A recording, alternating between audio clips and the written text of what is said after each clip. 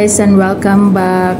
So for today's video, ayan magluluto tayo ng magluba. So ayan magsa-slice na tayo ng ating kamatis na gagamitin pang base sa ating lulutuin. So ayan, ilagay natin siya, no. I-arrange. Ganyan lang yung hiwa, pabilog. And then ayan, i-arrange natin siya.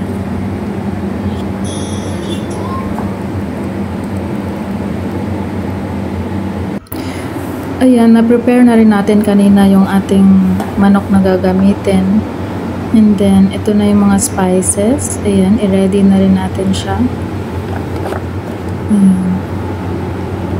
So, lahat ng mga lagayan niya may mga pangalan para hindi kami malito.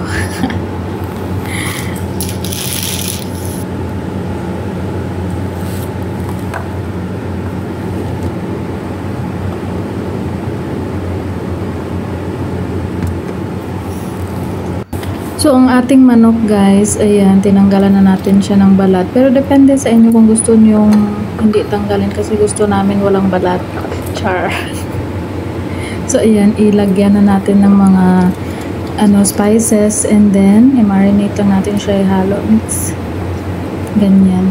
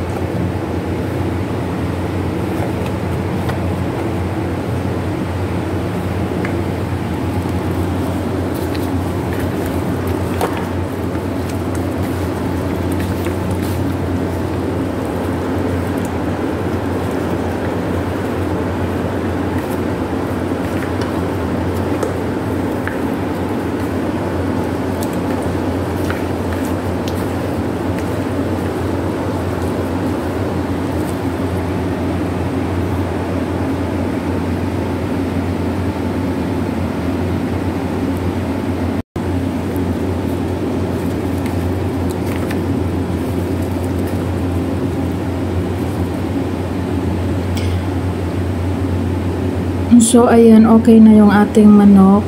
I-set aside lang muna natin and then hiwain na natin yung mga ibang ingredients. Ayan, tulad ng ating talong. Iba dito yung talong, parang hindi siya pahaba. Ganyan lang siya. So, ayan, hiwain din natin ng pabilog and then prituhin natin after. Ganon din sa may patatas. So, ayan.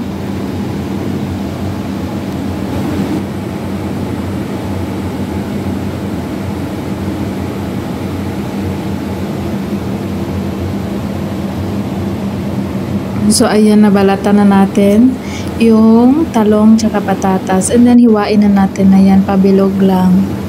So, ganyan lang, guys. After, ayan, pwede na nating prituin ng ating chicken. Ayan, marinate na siya.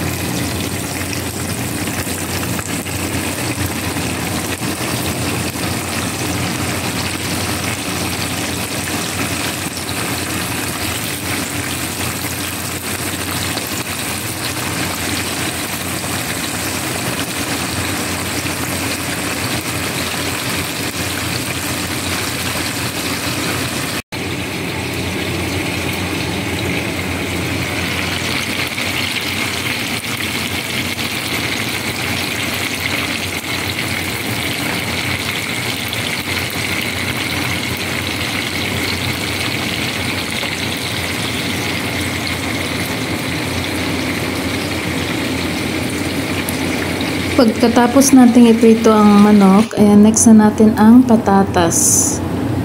Ayan. Pag natapos naman natin yung patatas, next na naman natin yung mga talong. So, ayan, guys.